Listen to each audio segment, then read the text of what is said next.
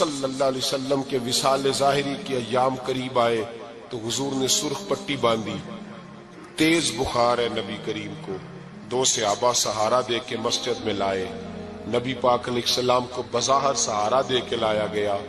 کریم رسول نے لوگوں کو جمع کیا، حضور آج کیا ہونے والا ہے، آج کیا کہا جائے گا، آج کس لیے میٹنگ بلائی ہے؟ نبی کریم کے کل صحابہ جب مسجد میں جمع ہوئے تو کھچا کھچ مسجد بھری ہے۔ وصال ظاہری سے چند یوم پہلے کی بات، نبی پاک نے فرمایا آج تمہیں کوئی جہاد کی ترغیب نہیں دینی، آج کوئی نیا پیغام نہیں دینا، آج تمہیں بتانا ہے کہ رب نے اپنے بندے کو اختیار دیا ہے، چاہے تو دنیا میں رہے، چاہے تو اس کی بارگاہ میں حاضر ہو جائے۔ اس عبد نے بارگاہ ربوبیت کی طرف لوٹنے کا ارادہ کر لیا ہے۔ حضرت صدیق اکبر رونے لگے تو صحابہ نے کہا تمہیں کیا ہوا؟ کہنے لگے سمجھ نہیں رہے، کسی کی بات نہیں کر رہے، نبی پاک تو اپنی بات فرما رہے ہیں، اس نے جانے کا ارادہ کر لیا۔ سنیے میرے بھائی، محبوب پاک نے فرمایا بھائی کسی شخص کو میری طرف سے کوئی تکلیف پہنچی ہو تو بدلہ لے سکتا ہے، بدلہ لے سکتا ہے، کسی کو تکلیف پہنچی ہو۔ صحابہ پھوٹ کے رونے لگے، محبوبہ کرم ہی کرم ہوا ہے، رحمت ہی رحمت آئی، آپ کے بارے میں گمان کرنے والا بھی دائرہ ایمان سے نکل جائے گا۔ حضور آپ کیا فرما رہے ہیں؟ فرمایا نہیں بھئی اٹھو۔ پیچھے سے جناب عکاشہ بن محصن اٹھے، ہاتھ کانپتے ہیں آگے بڑھے، کہنے لگے یا رسول اللہ ایک جنگ کے موقع پر آپ نے درہ مارا تھا، ننگی پیٹھ پر صفیں سیدھی کراتے، بات دل میں رہ گئی ہے، میں نے بدلہ لینا ہے۔ نبی کریم نے فرمایا بلال دوڑ کے جاؤ، فاطمہ کے گھر درہ پڑا ہے، درہ لاؤ۔ سیدنا بلال حبشی کہتے میں گیا، دستک دی، سیدہ طیبہ طاہرہ حضرت فاطمہ فرمانے لگی بلال کیسے آئے ہو؟ اماں جی وہ درہ چاہیے تھا۔ سیدہ کو تشویش ہوئی، کہنے لگے بلال نہ تو جنگ پہ جانا ہے، نہ جہاد ہے، نہ کوئی ایسا موقع ہے، حضور کی تو طبیعت مبارک بظاہر بڑی علیل ہے، درہ کیا کریں گے؟ حضرت بلال عرض کرنے لگے اماں جی ایک صحابی بدلہ لینے لگے ہیں، صاحب طبقات نے جملے لکھے ہیں، کہتے ہیں بی بی صاحبہ نے درہ بھی دیا اور امام حسن حسین کو بھی باہر نکالا۔ فرمانے لگی عکاشہ سے کہنا 100 درے مارے، ان دو شہزادوں کے جسم پر نبی پاک کے قریب نہ جائے، میں نے 2 بچے پیدا ہی اپنے محبوب پر قربان کرنے کے لیے کیے، ان کو لے جائے۔ حضرت بلال کہتے میں 2 شہزادے لے کے آیا، اور جب دروازے میں لے کے پہنچا تو نبی پاک نے دیکھا تو آنکھوں میں آنسو آ گئے، فرمایا ان کو بٹھا دو، مجھے پتا ہے فاطمہ نے کیا کہہ کے بھیجا ہے۔ حضرت سیدنا بلال فرماتے درہ میں نے جناب عکاشہ کو دیا، حضرت عکاشہ درہ لے کے آگے جو بڑھے تو حضرت ابو بکر صدیق نے ان کے پیروں پہ ہاتھ رکھا، فرمایا عکاشہ میری طرف آ یار، مجھے مار درے، نبی پاک کے قریب نہ جا۔ مصطفیٰ کریم نے فرمایا ابو بکر تو ہٹ جا، اسے آنے دے۔ فرماتے میں چند قدم آگے گیا تو مولا علی شیر خدا نے میرے پیر پہ ہاتھ رکھا، کہنے لگے عکاشہ سوچ تو صحیح تو کیا کر رہا ہے؟ حضور نے فرمایا علی ہٹ جاؤ، میرا اور ان کا معاملہ ہے۔ جناب عکاشہ آگے بڑھ رہے، نبی کریم نے فرمایا میں اپنی امت کو درس دینا چاہتا ہوں، خبردار خبردار زندگی میں تمہارے ہاتھ سے زبان سے کسی کو تکلیف نہ پہنچنے پائے، خبردار یاد رکھنا وہ معاشرے بگڑ جاتے ہیں، وہ معاشرے تباہ کر دیے جاتے ہیں جہاں ظلم ہوتا ہے، جہاں زیادتی ہوتی ہے، جہاں لوگوں کو ستایا جاتا ہے۔ محبوب کریم کے قریب آئے حضرت عکاشہ کا، حضور میری پیٹھ ننگی تھی، آپ بھی ذرا کپڑا ہٹائیے۔ نبی کریم نے پیٹھ سے کپڑا ہٹایا، جناب عکاشہ نے درہ جو اٹھایا تو صحابہ کی چیخیں نکلی، حضرت عکاشہ نے درہ دور پھینکا، حضور کے بطن اطہر سے لپٹ گئے، چومنے لگے، کہنے لگے حضور وہ تو صفیں سیدھی کراتے لگ گیا تھا، آپ نے کہاں مارا تھا؟ یا رسول اللہ میں تو بہانہ بنا رہا تھا کہ جاتی دفعہ مجھے وجود چومنے کا موقع نصیب ہو جائے، مجھے یہ موقع نصیب ہو جائے۔ میرے حبیب نے فرمایا جس نے جنتی دیکھنا ہو میرے عکاشہ کی زیارت کر لے۔ بھائی ظلم کا دروازہ کھلا ہوا ہے اور لوگ بھول جاتے ہیں زیادتی کرتے ہوئے، وہ بہو سے ہی کیوں نہ کریں، وہ اپنے گھر کے بھول جاتے ہیں کہ شاید پوچھنے والا کوئی نہیں، شاید میزان نہیں لگے گا۔ ایران کے بادشاہ نے اپنے بیٹے کو پڑھانے کے لیے ایک استاد صاحب کا بندوبست کیا. استاد صاحب کو کہا کہ میرے بچے کو دین پڑھائیے، میں چاہتا ہوں کل اس نے انعام حکومت کو سنبھالنا ہے تو یہ دین سے آگاہ ہو جائے، اس کو کچھ سکھائیے، پڑھائیے. بہت نیک بزرگ بڑے درویش عالم پڑھانے لگے، اسباق مکمل ہو گئے، دین کے اسباق قرآن مجید پڑھایا، احادیث طیبہ کا درس دیا، اصول فقہ سے روشناس کرایا. جب بچے نے مکمل تعلیم حاصل کر لی اور آمین ہو گئی، دستار ہو گئی، فارغ ہو گئے، تو پھر ایک دن استاد صاحب نے کہا بیٹے کل تم نے ضرور آنا ہے، کچھ بات کرنی ہے. شہزادہ گیا ملنے استاد صاحب سے. استاد صاحب نے کنڈی لگا لی، ہاتھ میں درہ پکڑ لیا، مار مار کے پورے وجود کو زخمی کر دیا. کوئی غلطی نہیں، کوئی بات نہیں، مارا. اب بچہ آیا آ کے بادشاہ سلامت سے کہا کہ ابا جی سمجھ نہیں آئی، بڑا مارا ہے استاد. تو سیانے تھے نا بادشاہ، یہاں تو قاری صاحب روز کٹہرے میں کھڑے ہوتے ہیں، مولوی صاحب آپ نے میرے بچے کو کیوں مارا ہے؟ آپ 8,000 کے مولوی ہیں، میرا کئی کروڑ کا بچہ ہے، سویرے بدل لیں گے. خبردار آپ نے بچے کو ہاتھ لگایا، اپنی حیثیت میں رہے معاذ اللہ. جو قومیں استادوں کو کٹہروں میں کھڑا کرتی ہیں وہ ترقی نہیں کر پاتی. جو استادوں کو کٹہروں میں روز کھڑا کرتے ہیں. کہا ابا جی بڑا مارا ہے. تو والد بڑے سمجھدار تھے، کہنے لگے بیٹا استاد باپ ہوتا ہے، وہ زیادتی نہیں کرتا، کوئی بات ہوگی میں تیرے استاد کو کٹہرے میں نہیں بلاؤں گا. اماں سے بات کی، اماں کہنے لگی بیٹا میں تیرے باپ سے کیسے بات کروں، ڈرا تھا. وقت گزر گیا، 22 سال بیت گئے، 22 سال گزر گئے. بادشاہ کا انتقال ہوا، شہزادہ تخت پہ بیٹھا. پہلا حکم یہ دیا کہ میرے استاد کو بلاؤ. پہلا حکم. استاد جی بوڑھے ہو گئے تھے، چھڑی کے اوپر ٹیک لگا کے آئے اور بھمیں سفید ہو کے جھک گئی تھیں. یوں آنکھ کھول کے بڑی مشکل سے دیکھا، کہنے لگے شہزادے حکم ہو. کم میں شہزادہ نہیں، اب میں بادشاہ بن گیا ہوں. استاد جی 22 سال بیت گئے، آپ نے مارا تھا، پر وہ درد چونکہ زیادتی کی تھی، میرا قصور کوئی نہیں تھا، تو نہ میری روح سے درد گیا ہے نہ میرے جسم سے گیا ہے. میں بے اختیار تھا، پوچھ نہیں سکتا تھا، آج با اختیار ہوا ہوں. سب سے پہلے پہلا حکم آپ کو دیا، بلایا ہے، بتائے کیوں مارا تھا، کیوں مجھے مارا تھا، میری زیادتی بتائے. تو استاد بوڑھے استاد کی آنکھیں آنسوؤں سے بھر گئیں. کہنے لگے بیٹے بس آج کے دن کے لیے مارا تھا، یہ جو دن آ گیا نا میری زندگی میں اس لیے مارا تھا، یہ میں چاہتا تھا میری زندگی میں وقت ہے آج کے، بس میری مراد پوری ہو گئی.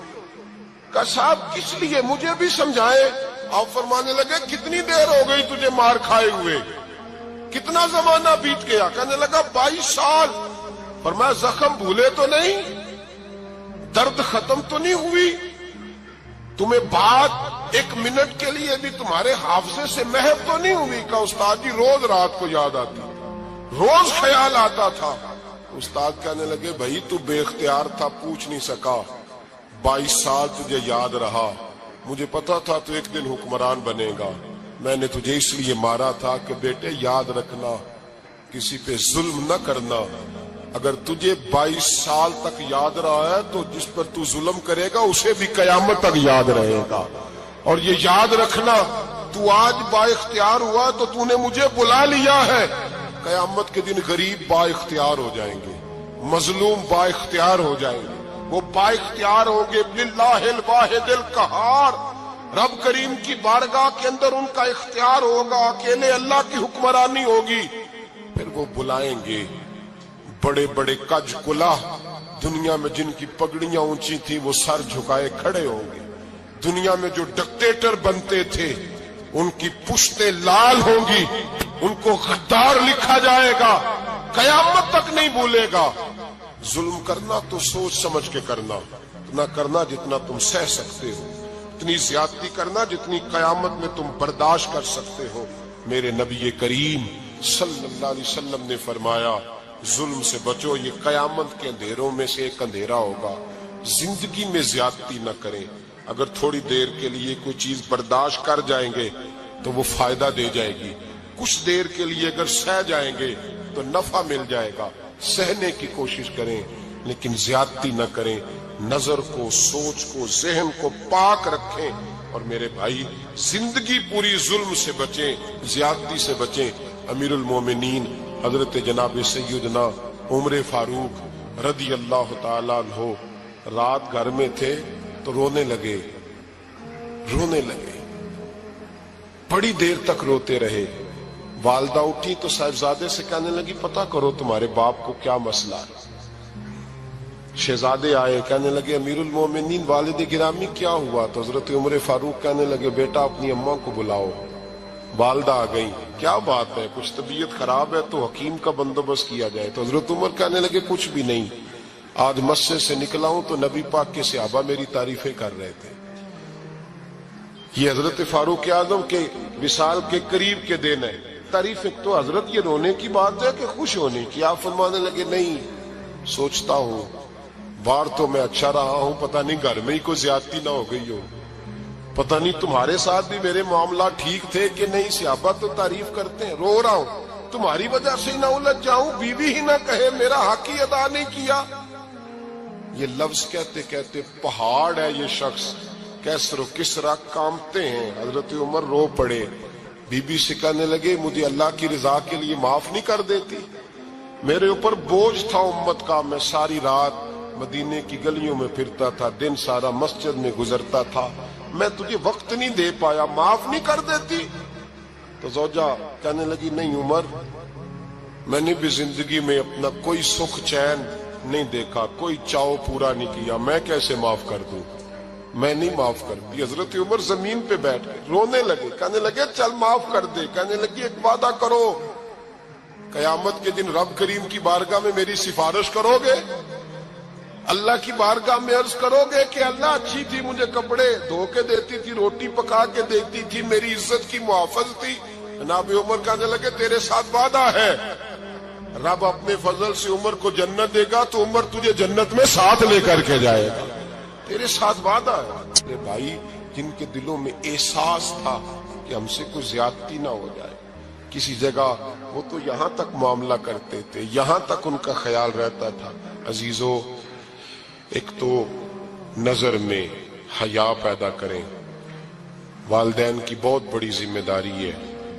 لاکھوں بچے مرضی کی شادیاں کر رہے ہیں، ہزاروں گھر اجڑ رہے ہیں، یہ وہ والا زہر ہے جو ہر گھر میں تیزی سے پھیلتا چلا جا رہا ہے۔ پہلے ہم کہتے تھے کہ بچہ باہر نہ نکلے، اب کہتے ہیں اللہ کہیں موبائل لے کے تنہا نہ بیٹھ جائے، کہیں تنہا نہ بیٹھ جائے، کیا بنے گا اس کا اگر یہ گندگی اور یہ ایسا نشہ ہے جو اجاڑ کے رکھ دے۔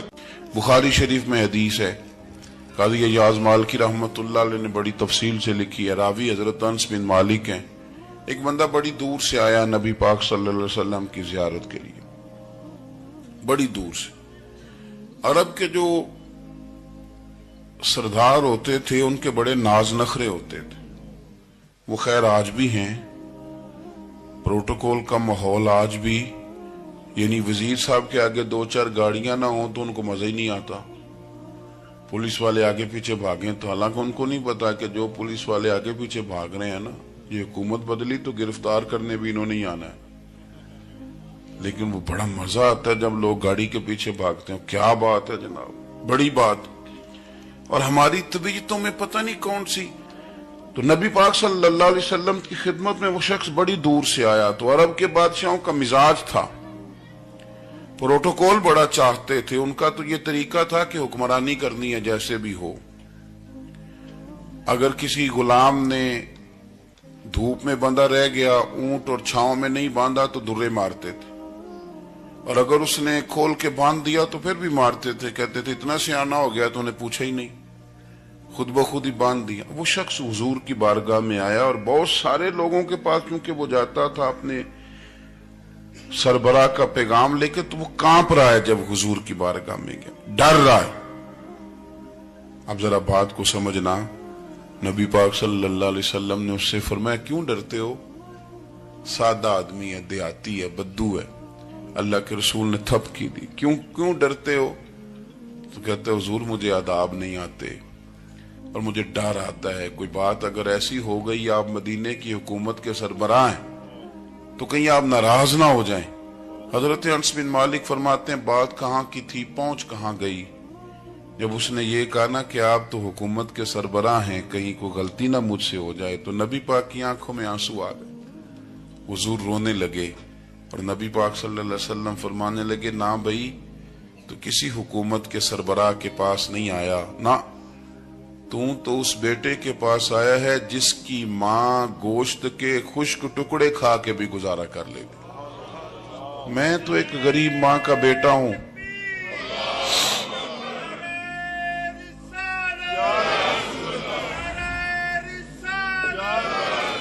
بھائی اگر آپ کا یہ ذوق بن جائے، دیکھو نا آج تو لوگ بھول جاتے ہیں نا، کپڑے بدل لیتے ہیں تو وہ سمجھتے ہیں کہ شاید سارا کچھ ہی بدل گیا، یعنی گاؤں سے آ کر پڑھنے والے بھول ہی گئے ہیں کہ کس کی ماں نے کتنا زیور بیچا تھا۔ لوگ بھول جاتے ہیں چیزوں کو، اپنے ماضی کو یاد رکھیں، آپ لوگوں کے ساتھ پیار کریں، آپ لوگوں کو موقع دیں، آپ تھوڑی سی اور کوشش کریں اس شخص تک جانے کی جو آپ کو مایوس نظر آ رہا ہے، پریشان نظر آ رہا ہے۔ یہ ہمیں میلاد والے محبوب صلی اللہ علیہ وسلم نے درس دی۔ ایک اور پہلو، حضور سید عالم صلی اللہ علیہ وسلم نے، ہمارے ہاں نا ابھی بھی برادری کی تقسیم ہے، ابھی بھی، اور کچھ میں نے ایسے کمزور لوگ بھی دیکھے، یہ اس طرح کی حرکتیں ہارے ہوئے لوگ کرتے ہیں، ہارے ہوئے لوگ جو اپنے آپ کو سمجھتے ہیں کہ میں کوئی بڑا آدمی ہوں۔ بڑا آدمی تو اپنے اخلاق سے ہوتا ہے، اپنے کردار سے ہوتا ہے، اپنی سخاوت سے ہوتا ہے، لوگوں سے پیار کرنے سے ہوتا ہے۔ باقی یہ کہ بیٹھ کے کہانی سنانا کہ میں بڑا کچھ کرتا ہوں، تو جو کچھ کرتا ہوتا ہے اسے سنانے کی کوئی ضرورت ہے؟ ایک اور بہت سارے لوگ آپ تعزیت کرنے جائیں نا والد کے انتقال کے بعد، تو ان بیچاروں کو بتانا پڑتا ہے کہ ابا جی میرے بغیر دوائی نہیں کھاتے تھے۔ تو میں کہتا ہوں اگر تیرے بغیر نہیں کھاتے تھے پھر بتانے کی ضرورت نہیں، پھر تو سارے گاؤں کو پتا ہوگا کہ تیرے بغیر نہیں کھاتے تھے۔ اور اگر کوئی دال میں کالا ہے تو پھر تیری وضاحت کوئی بندہ قبول نہیں کرے گا۔ تو آپ کو بتانا کیوں پڑ رہا ہے، اور آپ بار بار اس بات کا ذکر کیوں کر رہے ہیں کہ ہم بہت بڑے قبیلے کے ہیں؟ صاحب اگر آپ بڑے قبیلے کے ہیں تو پتا ہوگا سارے علاقے کو آپ کتنا لوگوں کا خیال کرتے ہیں، آپ کس قدر محبت کرتے ہیں، آپ کا انداز کریمانہ کس طرح کا، پھر آپ کو بتانے کی کوئی ضرورت نہیں ہوتی، پھر خود بخود خبر ہوتی ہے۔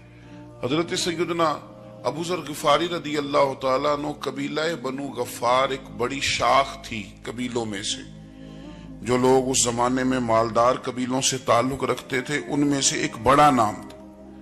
ساری زندگی چودراہٹ کی، لیکن میلاد ایک انقلاب کا نام ہے۔ میں میلاد منانے والے دوستوں سے گزارش کرتا ہوں کہ آپ ہر سال میلاد منائیں، اور ہر سال میلاد کے بعد آپ تھوڑے بدل بھی جائیں، یعنی تھوڑے سے بدل جائیں۔ کچھ لوگ کہیں یار یہ داڑھی میں نے نا 12 ربیع الاول والے دن رکھی تھی، یہ میری میلاد والی داڑھی ہے، اور داڑھی رکھیں بھی نبی پاک کی مرضی کی۔ کس کی مرضی کی؟ نہ ناراض ہو جائے جو میں ٹور چلا، بس کس مرضی کی جی؟ اپنی مرضی کے نہیں۔ داڑھی کا وزن کو نہیں ہوتا کہ پوری مٹھی رکھیں گے تو آپ کو کوئی دقت ہوگی، کوئی وزن نہیں، پوری رکھیں، جو حضور کا طریقہ مبارکہ ہے جو ہمیں ملتا ہے اس پر آپ توجہ فرمائیں۔ تو میں جو بات عرض کرنے جا رہا ہوں وہ میلاد انقلاب ہے۔ حضور سید عالم صلی اللہ علیہ وسلم کی بارگاہ میں آنے سے پہلے لوگ کچھ اور ہوتے تھے، اور یہاں سے ہو کے جاتے تھے تو پھر ان میں تبدیلی آتی تھی۔ میں سارا دن کرامتیں سناؤں نا کسی کو اپنے پیر صاحب کی، اور اپنے گھر میں بھی کہ میرے حضرت بڑے، میرے استاد بڑے، لیکن بیوی کے ساتھ اگر میں ترش لہجے میں بات کروں گا تو وہ کہے گی اے سکھاندے نے تینوں پیر صاحب، دوست کہیں گے یہ سکھاتے ہیں آپ۔ آپ کی کہانیاں نہیں چلتی، آپ کا کردار چلتا ہے۔ حضرت ابو ذر غفاری رضی اللہ تعالیٰ عنہ فرماتے ہیں چونکہ میں چودھری تھا، سیدنا بلال حبشی رضی اللہ تعالیٰ عنہ کے پاس میں بیٹھا تھا، کسی بات میں بات آگے بڑھی اور بڑھتے بڑھتے بات شکرنجی تک چلی گئی، رائے کے اختلاف نے باتوں میں تلخی پیدا کر دی، اور جب تھوڑے لفظ اور تیز ہوئے تو میں نے انہیں کہہ دیا چپ کر، تو حبشن کا بیٹا ہے، کس کے بیٹے تھے حضرت بلال؟ کہتے ہیں جب انہوں نے مجھے کہا تو میرا دل بڑا ٹوٹا، لیکن میں نے ارادہ کیا کہ میں نے حضور کی بارگاہ میں نہیں عرض کرنی، اب ہر بات کی ہم حضور کی بارگاہ میں شکایت کریں۔ لیکن میں جا کے مسجد میں بیٹھا اور جب سرکار آئے نا، ارادہ نہیں تھا کہ عرض کروں گا، لیکن حضور کا چہرہ دیکھا تو دکھ میرا خود ہی تازہ ہو گیا۔ رونے کا بھی تو تب ہی مزہ آتا ہے نا کوئی اپنا ملے تو۔ فرماتے ہیں کہ میرے آنسو نہ بغیر اختیار کے چھلک پڑے اور میں کھل کے روئے، کھل کے۔ قربان جاؤں محبوب کے بھی حضور نے پاس نہیں بلایا، بلکہ نبی پاک اٹھ کے خود میرے پاس آئے اور مجھے کندھوں سے پکڑ کے سینے سے لگایا، اور جب میں کھل کے رو لیا تو حضور میرے آنسو پوچھنے لگے۔ کچھ شعر ایسے ہوتے ہیں جو کسی نے کہے ہوتے ہیں، اور کہنے والا جو ہوتا ہے وہ صاحب حال ہوتا ہے، تو اس میں کچھ خوبصورتی زیادہ ہی ہو جاتی ہے۔ ایک پنجابی کے شاعر ہمارے گجرات میں گزرے، بزرگ تھے، ان کا ایک شعر ہے، وہ کہتے ہیں ایک واری میری آنکھیاں چوں اونا نے اتھرو پونجے سن، ایک واری میری آنکھیاں چوں اونا نے اتھرو پونجے سن، ہن تے چسکا پہ گیا رونے دا۔ ایک واری میری آنکھیاں چوں اونا نے اتھرو پونجے سن، ہن تے چسکا پہ گیا رونے دا، تے ہر ویلے آہو زاری دا۔ تو میں روز رونے لگا ہوں، مزہ ہی بڑا آیا ہے جب سے محبوب نے چپ کرانا شروع کیا۔ میرے عزیز، اور پھر حضرت بلال حبشی رضی اللہ تعالیٰ عنہ چونکہ حضور کے غلام تھے اور انہیں پتا تھا کہ سرکار میری ناز برداری کرتے ہیں، حضور نے چپ کرایا۔ فرمایا کیوں روتے ہو؟ تو عرض کرنے لگے یا رسول اللہ صلی اللہ علیہ وسلم، اگر میں ابشن کا بیٹا ہوں تو میری تو غلطی کوئی نہیں نا، یہ تو تقسیم اللہ کی ہے نا۔ الذی خلقک فسواک فعدلک فی ای صورت ما شاء رکبک، جس طرح وہ چاہتا ہے، جس کو چاہتا ہے اس طرح کی اس کی صورت بنا دیتا ہے۔ تو مجھے ابشن کا بیٹا کہا جاتا ہے، میری غلطی کیا ہے؟ حضرت بلال نے بھی نہیں بتایا کس نے کہا، لیکن نبی پاک صلی اللہ علیہ وسلم نے کیا فرمایا؟